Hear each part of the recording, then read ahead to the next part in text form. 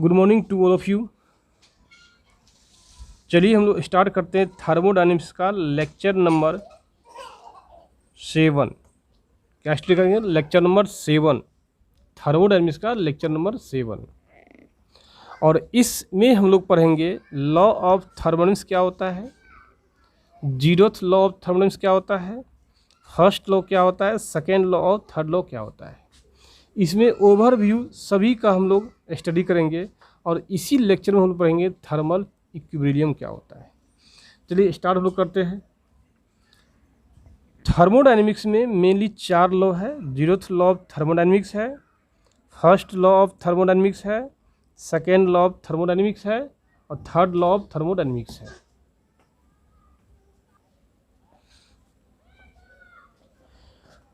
तो सवाल ये है, 4 लॉ है तो यहाँ पे देखिए जीरोथ लॉ पढ़े होंगे। आखिर जीरोथ लॉ क्यों नाम पड़ा इसका? तो देखिए इसका कारण क्या है।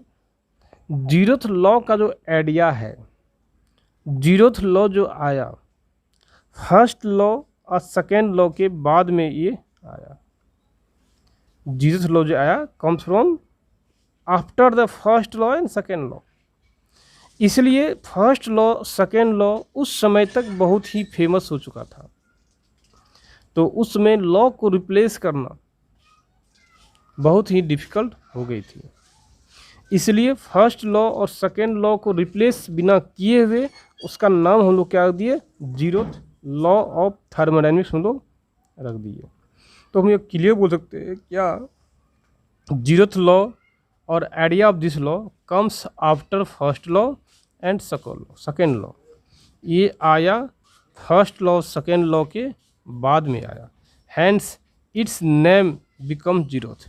इसलिए इसका नाम क्या पड़ गया, जीरोथ लॉ ऑफ थर्मोडायनेमिक्स पड़ गया। It tells about the thermal equilibrium. ये क्या बोलता है, थर्मल इक्विलिब्रियम के बारे में बतलाता है। थर्मल इक्विलिब्रियम क्या होता है, यदि कोई दो बॉडी लेते हैं, बॉडी ए लिए और बॉडी क्या बी लिए, यदि दोनों का टेम्परेचर, यदि मान लीजिए इसका टेम्परेचर क्या है TA है और इसका टेम्परेचर क्या है TB है। इफ़ मान लीजिए TA क्या है ग्रेटर देन क्या है TB है और दोनों को हम लोग क्या कि मेटल वायर से कनेक्ट कर दिए, तो सिंपल सी बात है TA जो है डिक्रीज होके TF तक पहुंचेगा और TB जो है इंक्रीज होके TF तक पहुंचेगा। तो एक समय ऐसा होता है कि हीट का ट्रांसफ़र होना बंद हो जाएगा, हीट का ट्रांसफ़र होना बंद हो जाएगा और उस समय TA फाइनल बराबर होता है TB फाइनल। दोनों क्या होता है, बराबर हो जाता है। जब TA फाइनल बराबर हो जाएगा TB फाइनल तो हम लोग क्या बोलते हैं, वो थर्मल इक्विलिब्रियम में आ गया। हम लोग का दोनों सिस्टम जो है comes to the thermal equilibrium, ये हो गया। तो हम लोग कह सकते हैं जीरोथ लॉ ऑफ थर्मोडायनेमिक्स देती क्या है, जीरोथ लॉ ऑफ थर्मोडायनेमिक्स देती है थर्मल इक्विलिब्रियम को प्रभावित करता है, इसके बारे में डील्स करता है। नेक्स्ट देखिए क्या है, फर्स्ट लॉ ऑफ थर्मोडायनेमिक्स। क्या देखेंगे, फर्स्ट लॉ ऑफ थर्मोडायनेमिक्स ये क्या बोलता है। First law of thermodynamics tells about the concept of conservation of energy. ये बतलाता है फर्स्ट लॉ ऑफ एनर्जी क्या बतलाएगा, ये बतलाएगा क्या, concept of conservation of energy. Energy के कंजर्वेशन को बतलाता कौन है, फर्स्ट लॉ ऑफ थर्मोडायनेमिक्स, वही है concept of conservation of energy. इसके बारे में पिछले लेक्चर में थोड़ा सा स्टडी किया था कि कंजर्वेशन ऑफ एनर्जी क्या होती है। कंजर्वेशन ऑफ एनर्जी जो है उसमें हम लोग क्या पढ़ते हैं, energy never be created nor be destroy, only transform one form to other form. सिर्फ वो ट्रांसफॉर्म हो सकता है एक फॉर्म से दूसरे फॉर्म में। तो इसी चीज़ को जनरली क्या बतलाता है, एनर्जी कंजर्वेशन को बताता है। और इसको कौन बतलाता है, फर्स्ट लॉ ऑफ थर्मोडायनेमिक्स बतलाता है। वही लिखा है देखिए, work tells about concept of conservation of energy, work transfer and heat transfer. First law of thermodynamics ही बतलाएगा हीट ट्रांसफ़र के बारे में बतलाएगा एक सिस्टम से दूसरे सिस्टम की ओर, और हीट ट्रांसफ़र के बारे में ही बतलाएगा one system to other system की ओर, या बोल सकते हैं सराउंडिंग से सिस्टम की ओर या सिस्टम टू सराउंडिंग की ओर। तो ये दोनों बतलाएगा, वर्क ट्रांसफ़र और हीट ट्रांसफ़र के बारे में कौन बतलाता है, फर्स्ट लॉ ऑफ थर्मोडायनेमिक्स बतलाएगा। Concept of enthalpy, concept of enthalpy के बारे में कौन, फर्स्ट लॉ ऑफ थर्मोडायनेमिक्स ही बतलाता है। तो इंथैल्पी बतलाता है। Enthalpy can be defined as a particular state is very difficult, means किसी पार्टिकुलर स्टेट में, स्टेट क्या होता है आप जानते भी हैं, यदि स्टेट नहीं पता है तो प्लीज़ पिछले लेक्चर में आप जाइए, लेक्चर 3 या 4 में है, उसमें क्लियर मेंशन किया हुआ है स्टेट क्या होता है और प्रोसेस क्या होता है। वही बोल रहा है enthalpy can be defined as, enthalpy को हम लोग डिफाइन करते हैं at a particular state is very difficult, किसी फिक्स स्टेट पर, किसी पार्टिकुलर स्टेट पर उसको डिफाइन करना बहुत ही डिफ़िकल्ट होता है। हम डिफ़िकल्ट हम लोग डिफाइन ही नहीं कर सकते। किसी पार्टिकुलर स्टेट लीजिए या किसी पार्टिकुलर पॉइंट ले लीजिए, प्रोसेस लीजिए, उसमें आप इंथैल्पी को डिफाइन कर दीजिएगा, ऐसा बहुत ही क्या क्रिटिकल पॉइंट होता है, बहुत डिफ़िकल्ट है। But we describe the change in enthalpy, तो हम लोग क्या करते हैं, चेंज इन इंथैल्पी को डिस्क्राइब करते हैं। क्या करेंगे, चेंज इन इंथैल्पी को डिस्क्राइब करते हैं। Describe the change in enthalpy, enthalpy के चेंज को डिस्क्राइब करते हैं इन एनी 2 पॉइंट्स। जैसे मान लीजिए पॉइंट्स ये हो गया, ये पॉइंट्स 2 हो गया, स्टेट 1 हो गया, स्टेट 2 हो गया। सिर्फ इस पॉइंट पे यदि आप निकालना चाहते हैं, सिर्फ इस पॉइंट पे इंथैल्पी के डिफिनेशन देना चाहते हैं तो करना बहुत ही मुश्किल है। लेकिन यहाँ पे H1 और H2 यदि ये दोनों के बीच निकालना चाहते हैं तो डेल्टा H आसानी से निकाल सकते हैं, H2 माइनस H1 कर दीजिए, या आप बोल सकते हैं क्या, H1 माइनस H2 कर दीजिए, हम लोग आसानी से कर सकते हैं। वही लिखा, we describe the change in enthalpy, change in enthalpy हम लोग डिस्क्राइब कर सकते हैं। It tells about total heat content of finite mass, यह बतलाता है कौन, कंसेप्ट ऑफ इंथैल्पी। क्या बतलाता है, हीट कंटेंट्स ऑफ फिनाइट मास, किसी फिक्स मास के पास टोटल हीट कितना है उसके बारे में भी क्या करता है, डिस्क्राइब करता है। कौन करता है, ये करता है कौन, इंथैल्पी, इंथैल्पी करता है। इंथैल्पी किसी फिक्स मास के पास, किसी फिनाइट मास के पास कितना टोटल हीट है उसके बारे में एक डिस्क्राइब करता है, कौन है, इंथैल्पी करता है। Enthalpy is denoted by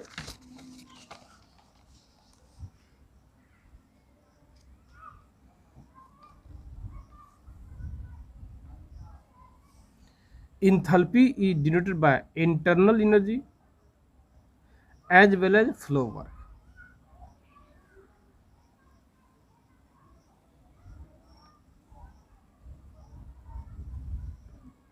It is summation of internal energy and flow energy. तो इंथैल्पी जो है ये सम होता है, ये समेशन होता है, एडिशन होता है किसका, इंटरनल एनर्जी का और फ्लो वर्क का। इंटरनल एनर्जी और फ्लो वर्क का क्या एडिशन होता है, सम होता है। कौन, तो H बराबर लिखते हैं capital U plus P into V, तो ये क्या हो गया, ये ही कहलाता है, H कहलाता है इंथैल्पी। क्या कहलाएगा, इंथैल्पी कहलाएगा। और U कहलाएगा क्या, इंटरनल एनर्जी कहलाएगा। P क्या है, प्रेशर कहलाएगा। और V क्या कहलाएगा, वॉल्यूम, यहाँ पे वेलोसिटी नहीं है, वॉल्यूम है। और दोनों को मिला दीजिएगा तो ये कहला जाएगा क्या, फ्लो वर्क कहलाएगा, और ये इंटरनल एनर्जी कहलाएगा। तो concept of internal energy also gives the by first law of thermodynamics. Internal energy का जो कंसेप्ट है, इंटरनल एनर्जी का जो कंसेप्ट है, concept of internal energy also gives by first law of thermodynamics. First law of thermodynamics he concept of internal energy दिया। First law of thermodynamics के द्वारा ही concept of internal energy दिया गया है। अब सवाल ये है कि इंटरनल एनर्जी होता क्या है, इंटरनल एनर्जी होता क्या है, तो सिंपल सी बात है, मान लीजिए क्या सिस्टम है, ये क्या है, सिस्टम है।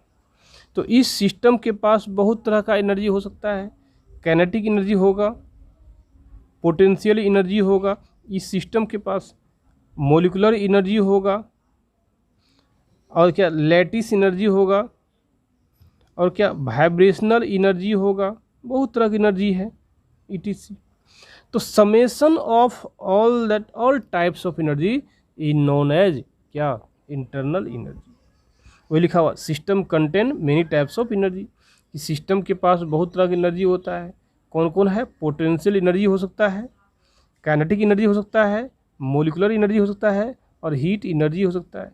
मीन्स ये सब क्या है, एनर्जी के रूप में सिस्टम में रह सकता है। कौन सा, potential energy, kinetic energy, molecular energy और हीट एनर्जी। तो summation of all types of energy, summation of all types of energy is known as first law of thermodynamics. तो summation of all types of energy, जितना भी types का energy है system में, वो सबको ऐड कर दीजिएगा, वही कहलाएगा क्या, वो कहलाता है कौन, internal, known as internal energy. Energy gives by the first law of thermodynamics, यही देता क्या, फर्स्ट लॉ ऑफ थर्मोडायनेमिक्स देता है। तो आप कह सकते हैं concept of internal energy as well as concept of enthalpy और energy conservation, heat and work transfer, ये सब का इंफॉर्मेशन देगा कौन, फर्स्ट लॉ ऑफ थर्मोडायनेमिक्स। ये तो पार्ट है किसका, थ्योरी का पार्ट है, हम लोग न्यूमेरिकल का पार्ट आगे देखेंगे मॉड्यूल सेकेंड में।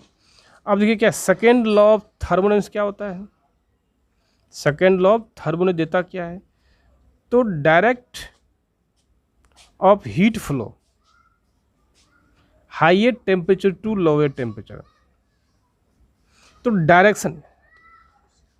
डायरेक्शन ऑफ हीट फ्लो का डायरेक्शन क्या होगा, जैसे फर्स्ट लॉ ऑफ थर्मोडायनेमिक्स बतलाता है एनर्जी के बारे में, हीट के बारे में, वर्क के बारे में, कि सिस्टम क्या होता है, हीट का ट्रांसफ़र होता है, सिस्टम क्या करता है, हीट का ट्रांसफ़र करता है, सिस्टम क्या करता है, वर्क का ट्रांसफ़र करता है।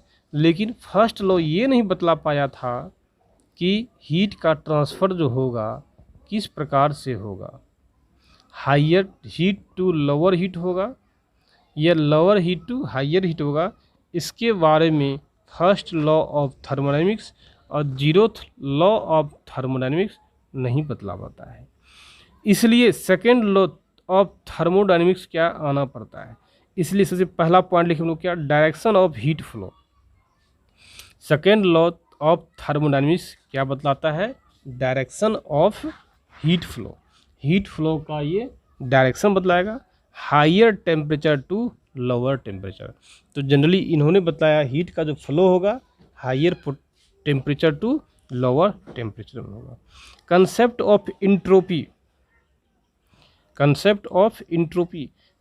ऑफ इंट्रोपी के बारे में सबसे पहले कौन बतलाया था, सेकेंड लॉ ऑफ थर्मोडायनेमिक्स बतलाया था। कौन बताया था, सेकेंड लॉ ऑफ थर्मोडायनेमिक्स। और enthalpy concept based on the microscopic concept. Generally entropy का जो कंसेप्ट है वो माइक्रोस्कोपिक कंसेप्ट है। और माइक्रोस्कोपिक कंसेप्ट क्या होता है पता है, कि ऐसा प्रॉपर्टी, सिस्टम का ऐसा प्रॉपर्टी जो माइक्रो लेवल पे, जो छोटे छोटे मॉलिक्यूल्स के ऊपर डिपेंड करता है, उसी हम लोग क्या बोलते हैं, माइक्रोस्कोपिक कंसेप्ट बोले थे। तो वही है इंट्रोपी कंसेप्ट जो है बेस्ड है किसके ऊपर, MICRO माइक्रोस्कोपिक कंसेप्ट पर। Hence we have to study in molecular level. तो हम लोग इसका स्टडी जो करते हैं मोलिकुलर लेवल पे करते हैं। मीन्स बहुत ही सिस्टम में जो सब्सटेंस है या सिस्टम का जो सब्सटेंस है उसमें जो मॉलिक्यूल्स होता है छोटे छोटे, उस लेवल तक हम लोग क्या करते हैं, इंट्रोपी का स्टडी करते हैं। तो यदि जनरल वे में देखेंगे कि इंट्रोपी होता क्या है, हम लोग आसानी से करते हैं क्या, it is measure of randomness, और डिसऑर्डर। क्या बोलेंगे, it is measure of randomness और क्या, डिसऑर्डर। तो देखिए मेजर ऑफ रैंडमनेस और डिसऑर्डर देखिए होता क्या है,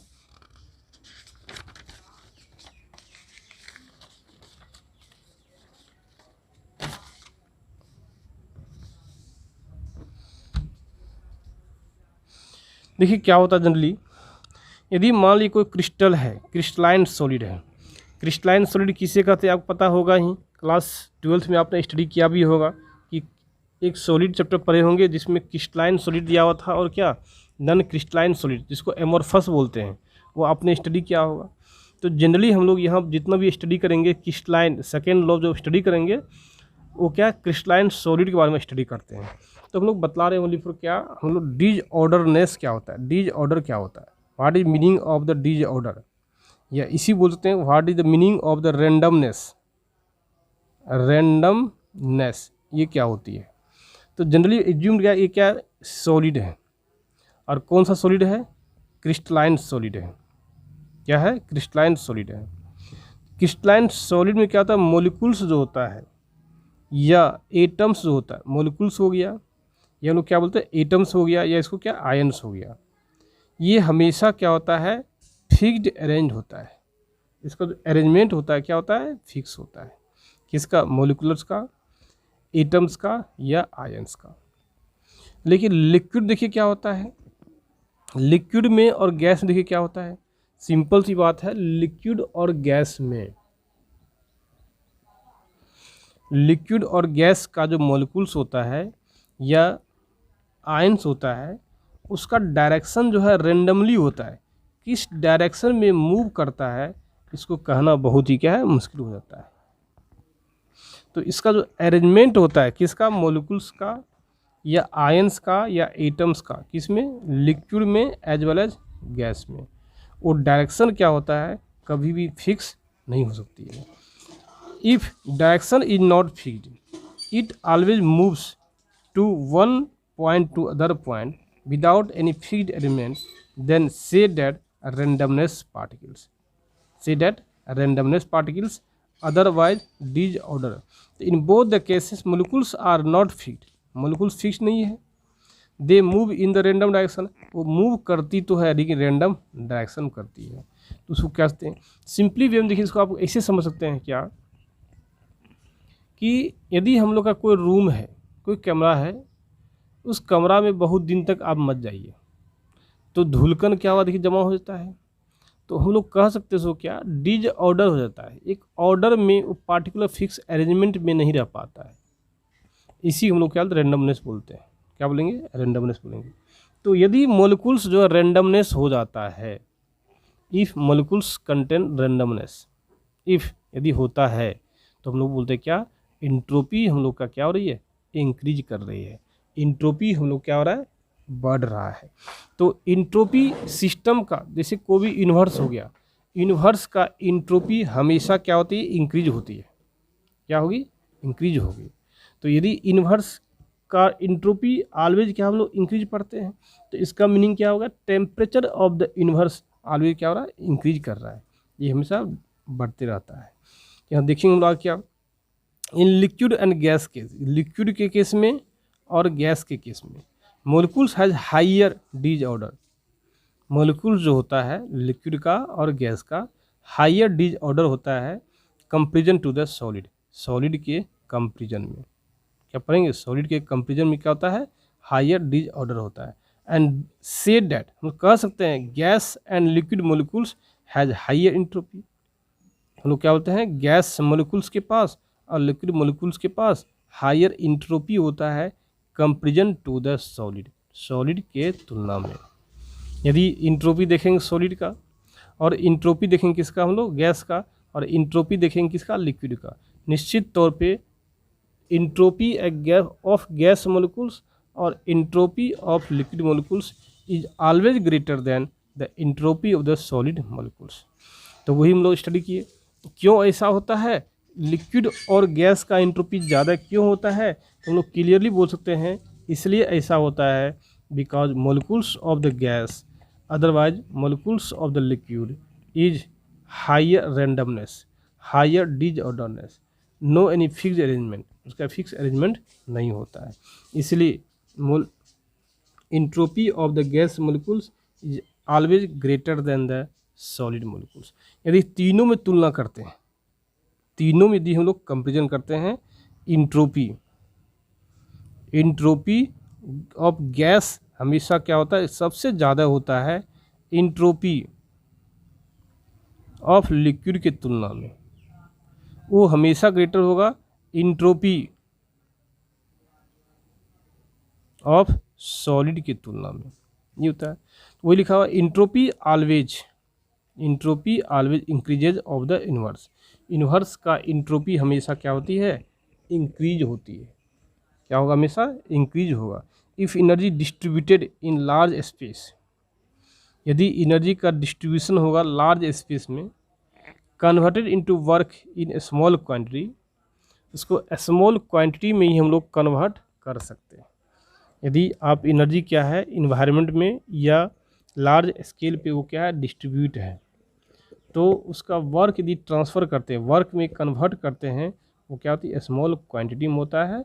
but if energy distributed in small space, लेकिन एनर्जी का जो डिस्ट्रीब्यूशन है यदि स्मॉल स्पेस में होता है, then converted into work in large quantity, उसको वर्क में हम लोग ज़्यादा अमाउंट में कन्वर्ट कर सकते हैं।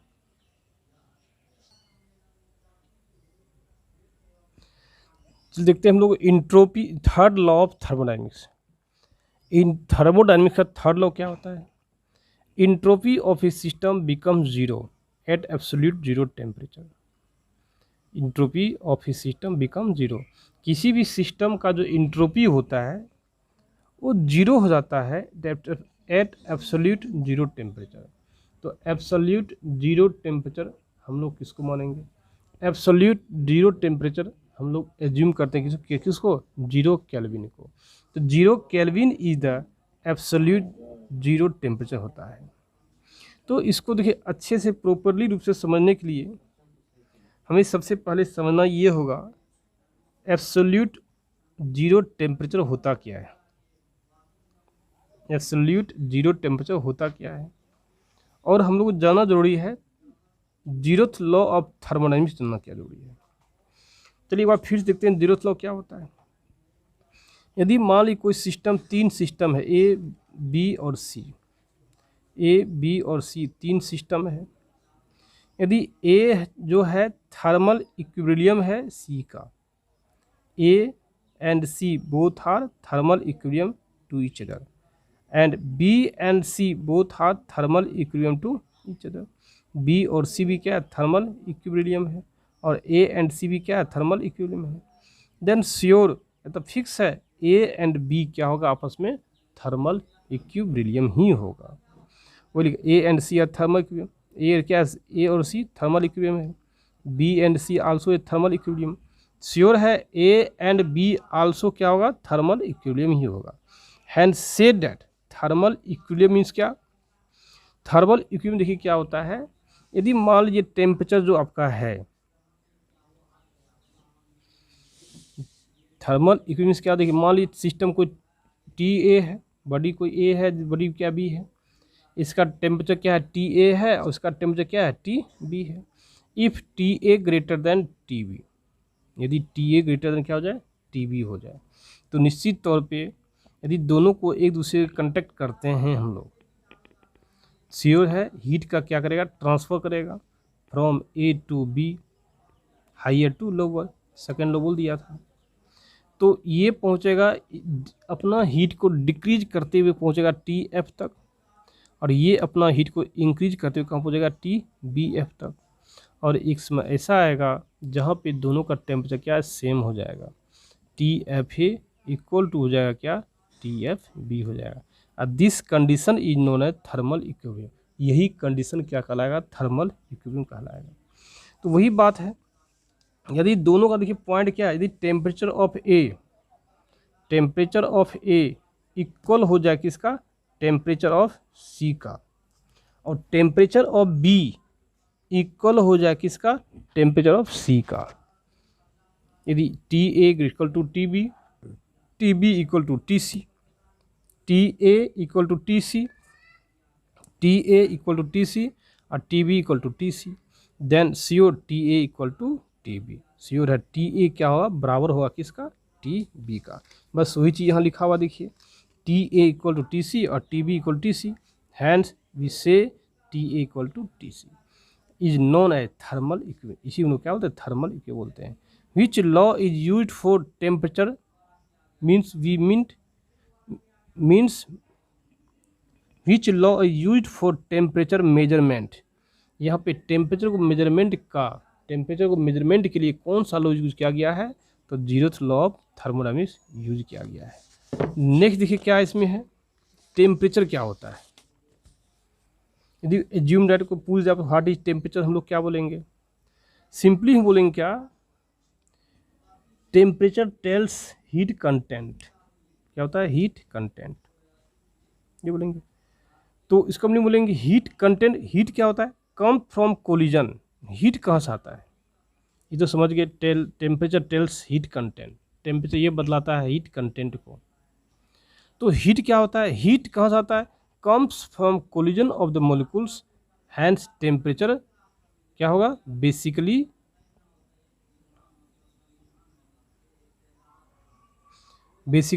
Represents the average kinetic energy of the substance. Average kinetic energy of the substance.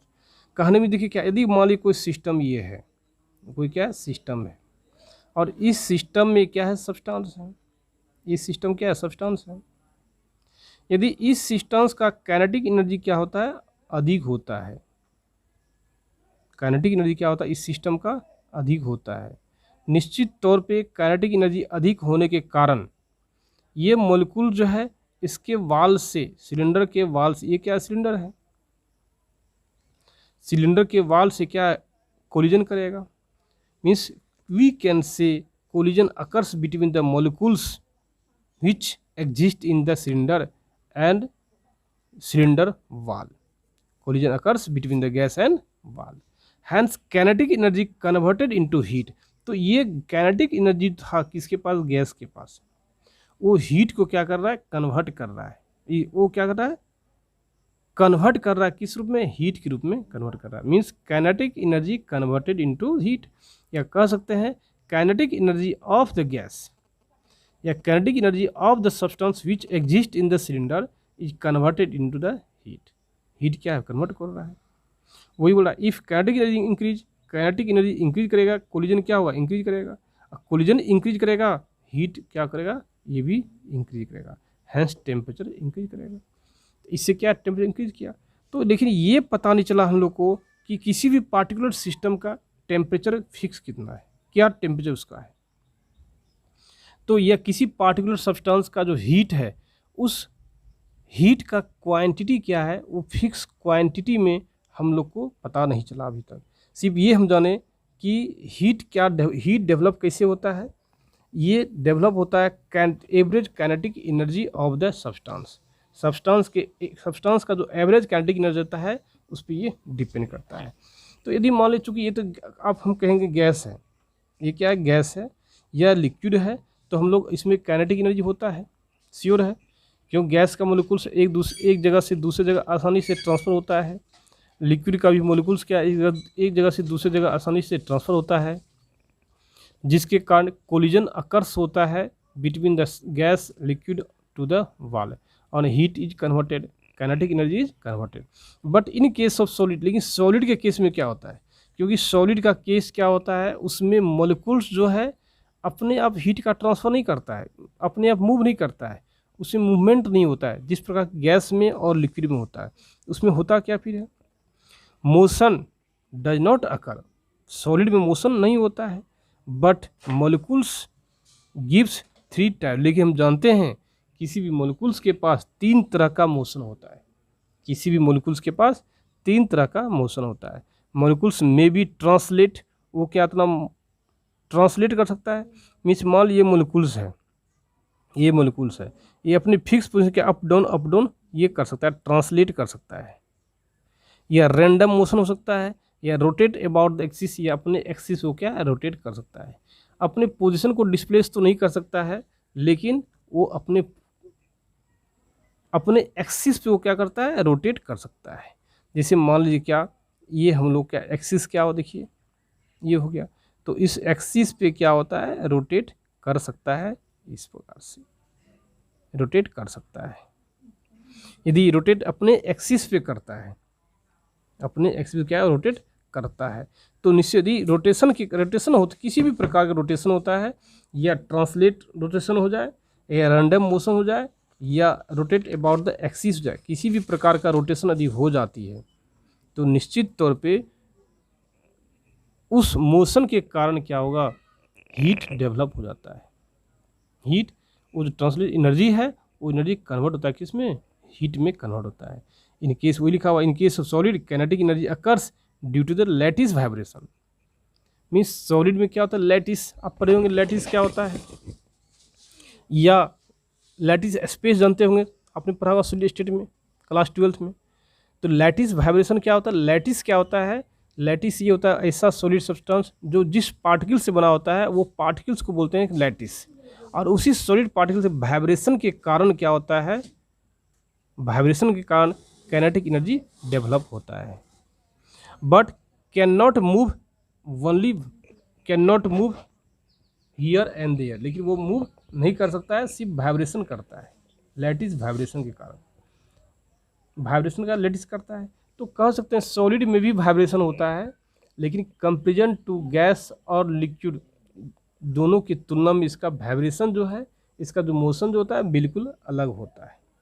इसमें लैटिस वाइब्रेशन होता है किसमें, सॉलिड में, लेकिन गैस में और लिक्विड में क्या होता है, लैटिस वाइब्रेशन नहीं होता है, उसका डिस्प्लेसमेंट होता है एक जगह से दूसरी जगह पे। तो वही बोल रहा है एब्सोल्यूट जीरो टेम्परेचर क्या होता है, absolute zero temperature is the temperature at which kinetic energy of the molecules become zero. Absolute zero temperature वह टेम्परेचर है, तो याद कीजिए इसको, absolute zero temperature, absolute zero temperature, absolute zero temperature is the temperature वह temperature है eight विच जिसपे kinetic energy of the molecules becomes zero, जिस टेम्परेचर पे मोलिक्यूल्स का जो काइनेटिक एनर्जी होता है वो क्या होता है, जीरो हो जाता है। If molecules can not move, यदि मोलिक्यूल्स मूव नहीं करता है, there is no chance to disorder the molecules, तो कभी भी मोलिक्यूल्स जो है डिज ऑर्डर नहीं हो सकता है, कभी पॉसिबल नहीं है डिज ऑर्डर होगा, कभी ऐसा संभव नहीं हो पाता है कि मोलिक्यूल्स डिज ऑर्डर होगा।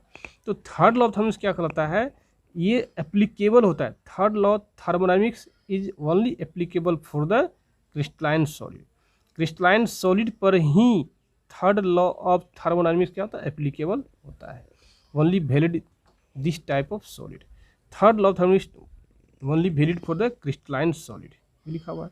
If crystalline solid present at absolute zero temperature it's entropy becomes zero, इसका इंट्रोपी क्या होगा, जीरो होगा, कब, एट एब्सोल्यूट जीरो टेम्परेचर पे। But crystalline solids are not present there, लेकिन अब क्रिस्टलाइन सॉलिड यदि प्रेजेंट नहीं होता है, यदि क्रिस्टलाइन सॉलिड नहीं होता है, then molecules are not fixed element, molecules का एलिमेंट फिक्स्ड नहीं होगा, मूवमेंट एंड वाइब्रेशन अकर्स, जिससे क्या होता है, वाइब्रेशन होगा और सम इंट्रोपी जनरेटेड, और कुछ इंट्रोपी जनरेट हो जाएगा। कहने की मीन्स क्या है, यदि क्रिस्टलाइन सॉलिड है, क्रिस्टलाइन सॉलिड यदि है तो श्योर उसका एलिमेंट फिक्स होगा, और एलिमेंट फिक्स होगा तो एब्सोल्यूट जीरो टेम्परेचर पे क्या होगा, काइनेटिक एनर्जी क्या है, जीरो हो जाएगा।